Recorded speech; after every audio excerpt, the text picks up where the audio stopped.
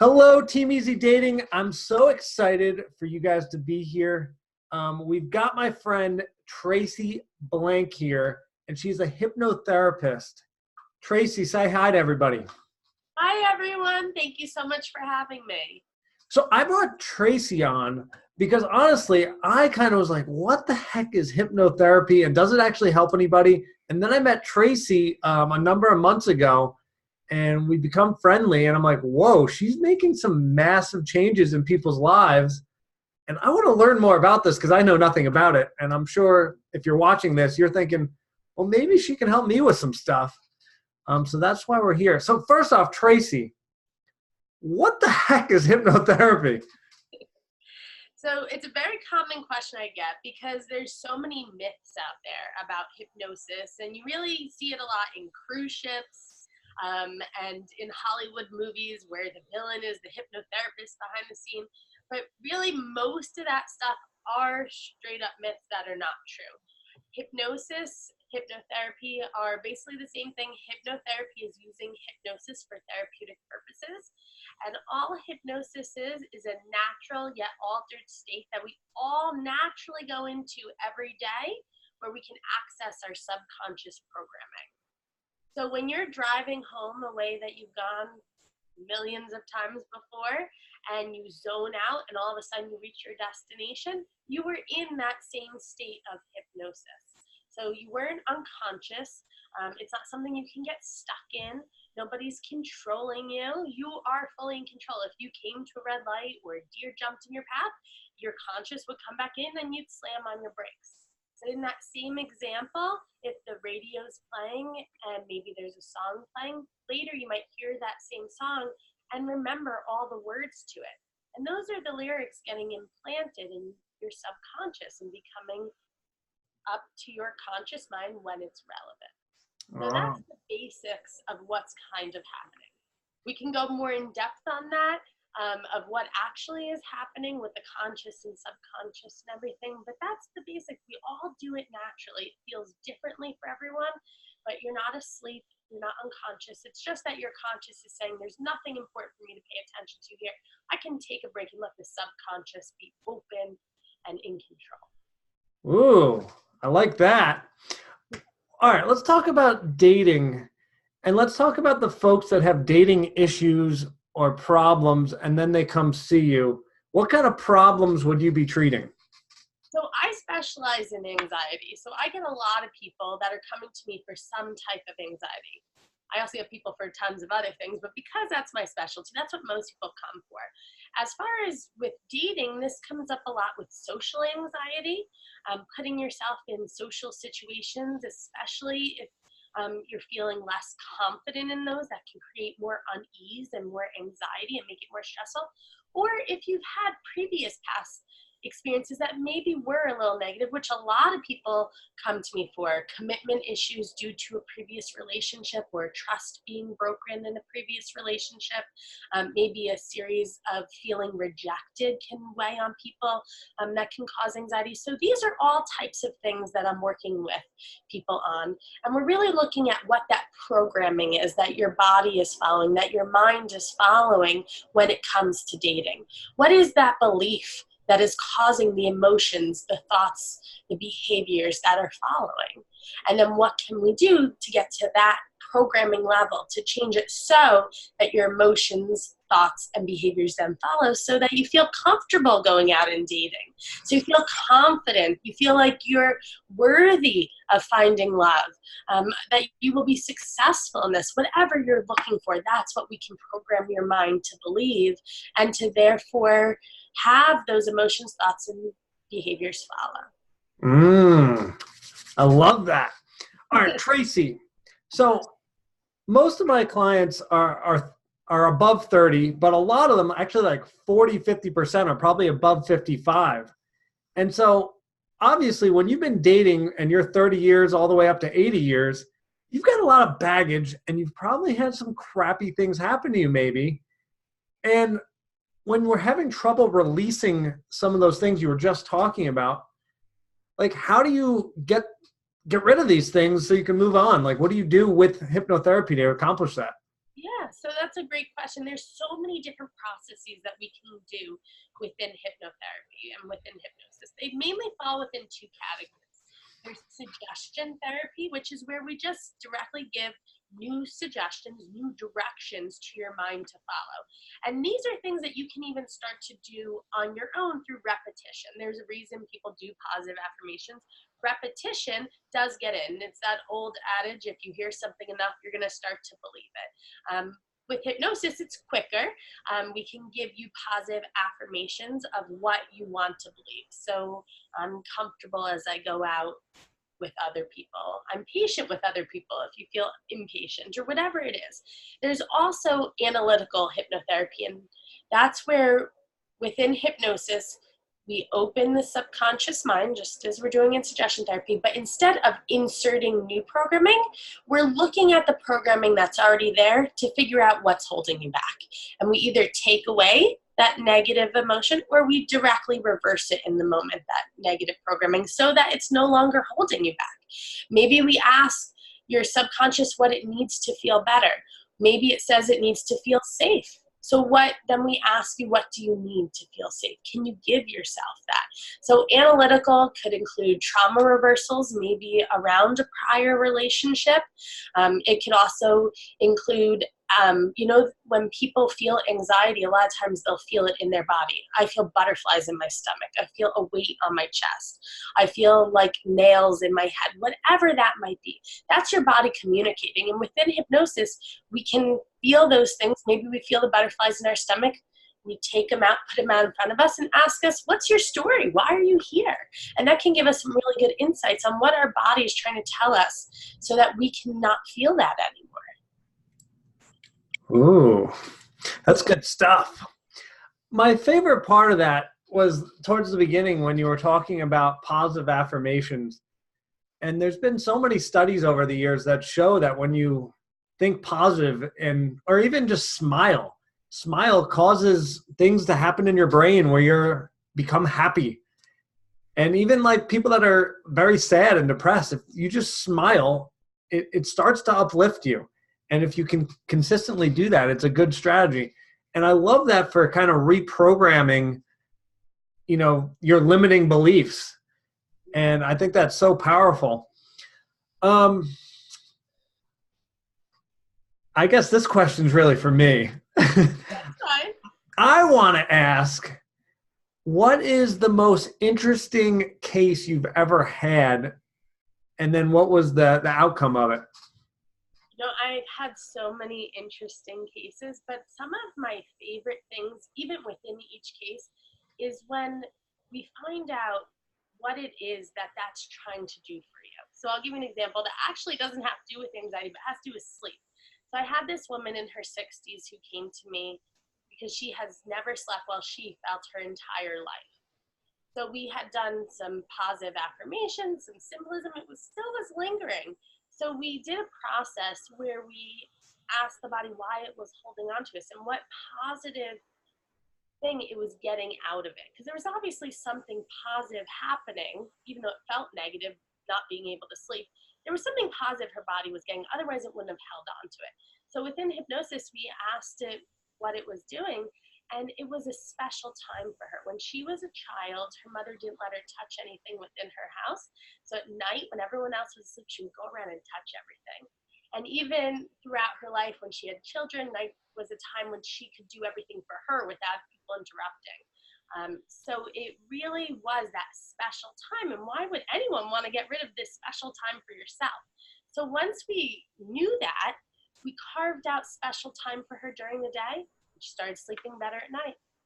So it was just something simple, but it was such a beautiful thing to know. She just needed that special time for herself. Yeah, so in this instance, how did you simulate special time? Like, what did she do in her special time?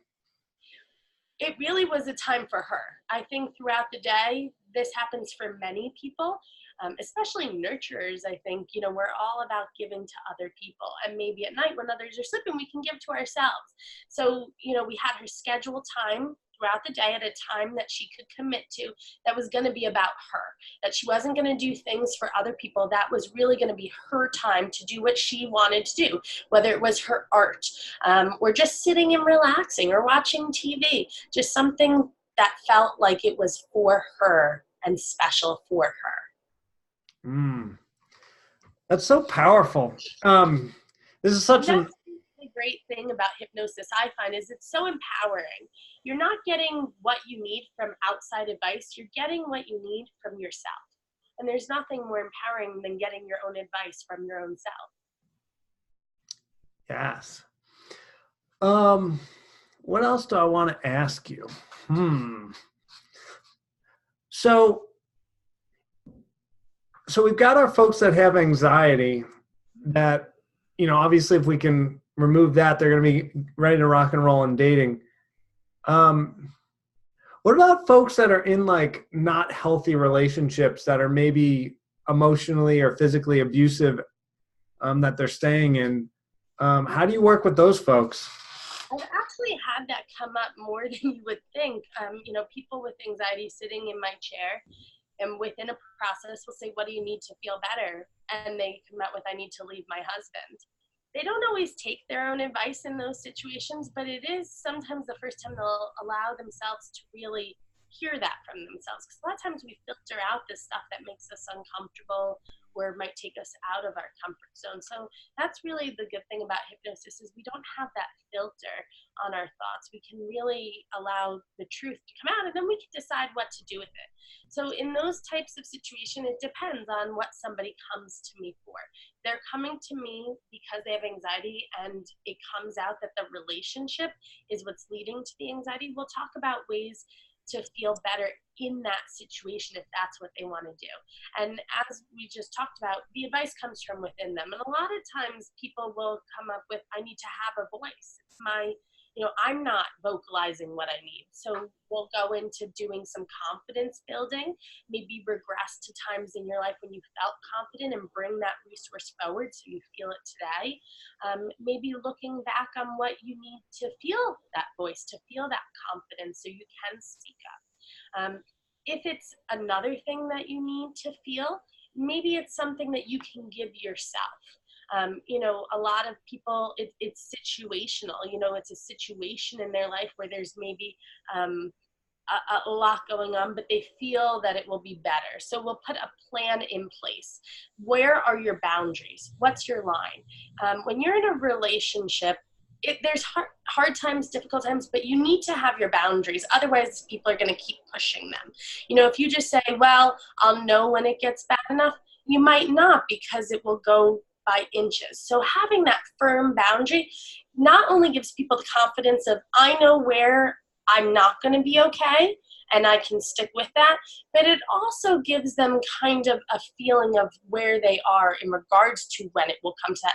And as they get closer to it, they feel more and more confident to say, yes, I'm going to stick with this boundary versus keep pushing it back.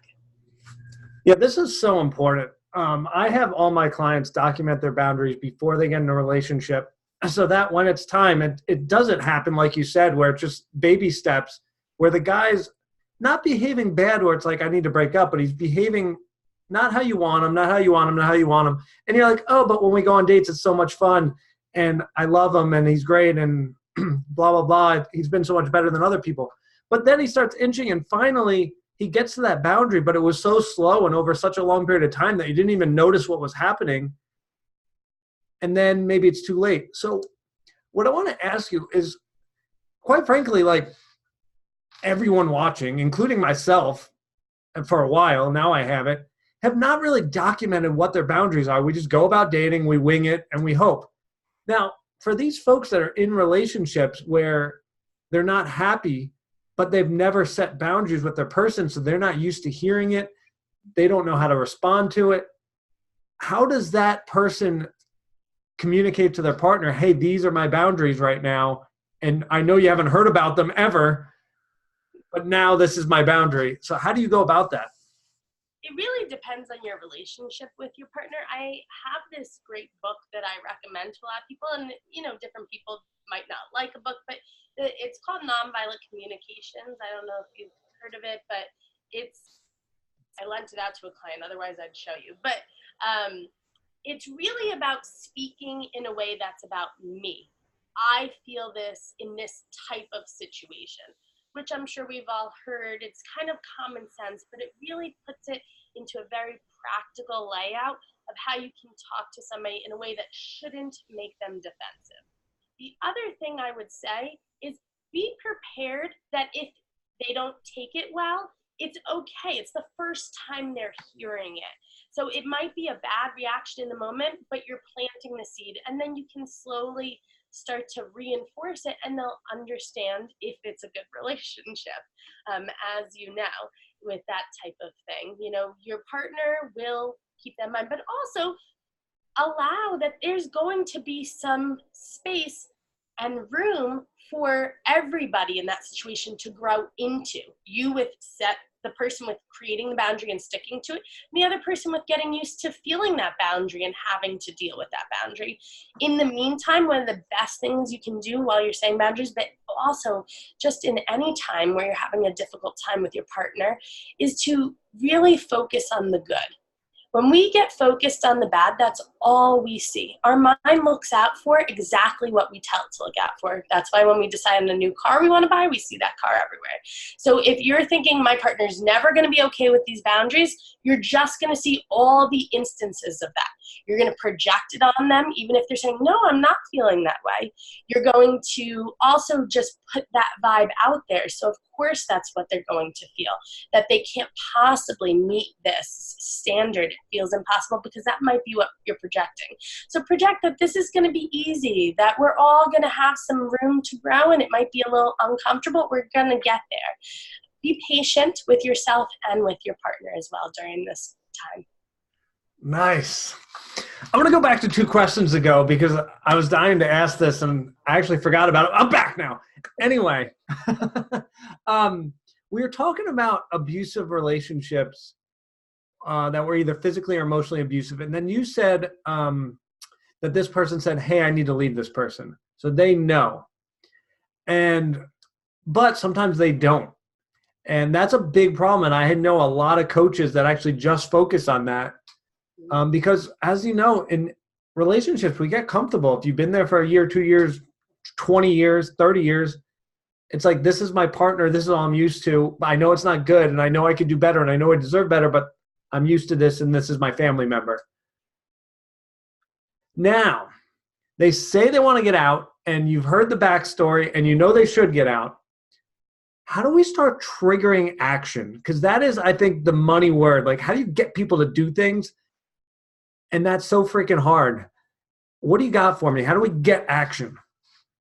First of all, they have to be agreeable that they want to take this step. So if they're not ready for that step, that's when I'll ask the low questions. What can you do to start to feel empowered in this situation? So that might be when they set the boundaries. Maybe there's little steps that build their confidence.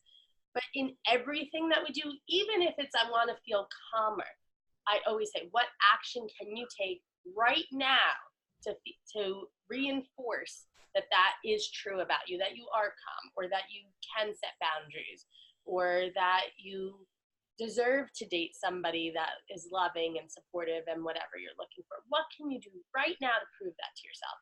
Because if you do something to prove it to yourself, your mind now says, it's absolutely something I can do. So even something as simple as closing your eyes and envisioning yourself doing it. That action step alone tells your mind, I can do this. The mind can't decipher between fact and fiction. That's why sometimes when you have a very vivid dream, the next day you'll swear it happens. I swear I talked to you on the phone, didn't I? No, you didn't. That was just a dream. But the mind thinks it's true. And anything it's seen you do, it knows that you can do, and it feels you should do again because we repeat patterns in our life. So envisioning yourself doing that tells your mind you can do it and you should do it again. And automatically your mind is going to try to put you in situations to do it again. So something as simple as envisioning your outcome, your goal coming true, can be an action step. But there's other things you can do. Maybe you can look in the mirror and say, I love myself. And now you just proved that you do deserve love because you're saying you love yourself. Whatever whatever it is. And I think also the importance there is asking that person what they can do, because it's going to be different for everybody, and what that person needs to prove it to themselves might be different than somebody else. Yeah, I love that envisioning. And then like they can even like really take it to the next step. And if they really need to get out of this bad situation, it's like, well, let me go envision and actually see what's the new apartment, what's the new house I'm buying. Let me go look and see what's this going to cost. Can I afford it? What's my budget? What's the next steps? What are the logistics of getting from there to there? And start putting it into action, and then realizing, oh my, this isn't that hard. All I've got to do is sign this lease. All I've got to do is move these things, call a moving company, and you can do it. But it's one step at a time, and take a baby step. Even just be like, you know what, I'm going to go look at this apartment or look at this house. Oh, this isn't so bad. This is pretty nice. And then just taking some baby steps to get it moving forward. Yes, and having that mindset that I can do this. This is easy. And as you're saying, each step builds that mindset that it's easy, it's automatic. And even telling yourself that as you're doing the things really do make it easier and more automatic. Yeah, and not do the big one, like it's easy to leave this guy. All right, that might be difficult, but it is easy to go look at a house. I can go spend the next 20 minutes or hour or however long it takes. I'm going to go look at this thing. That's easy. I've got an hour. I'm going to go look at it. Even like Googling or on, apartments.com, we're all on our phones probably too much. Use that time you're like, instead of looking through Instagram, go look through the rentals or the apartment.com, like you said. I love that. That's even easier. You're sitting there, you've got your phone 5 minutes and say, I'm going to do this for 5 minutes or 2 minutes. Make it easy. I love that. All right, beautiful. Traci, you're amazing, obviously. I think people are probably going to want to talk to you more. So what we're going to do is, I know you have a free gift for them. Guys, I'm going to put it in the description, and I'm also going to put it as pinned as the top comment. So it'll be on the top there. Traci, what free gift are you giving everybody? So I'm going to give anybody who mentions this interview here, this video, a free consultation with me, either in person in my office or by phone or Skype, Zoom, whatever is most convenient. And this could be a half hour to an hour where we meet in person. We go over your goals, kind of your limiting beliefs, obstacles, what's holding you back. We can talk through exactly what processes I can see working for you and what you might need, and kind of answer any questions you have, maybe even get a taste of hypnosis and what it feels like, something quick, just going in and out. But that really would give you a feel for everything. Usually I just talk to people quickly before they come in, so this is a nice complimentary consultation with me. Wow, that's so generous of you. Thank you. Thank you for having me. Of course. Well, Traci, thank you again. That was very insightful, and I need to talk to you way more to understand what you do, but it was a good start here. And thank you so much for your time, and we will see you again soon, hopefully. Thank you. Bye, everyone. Bye.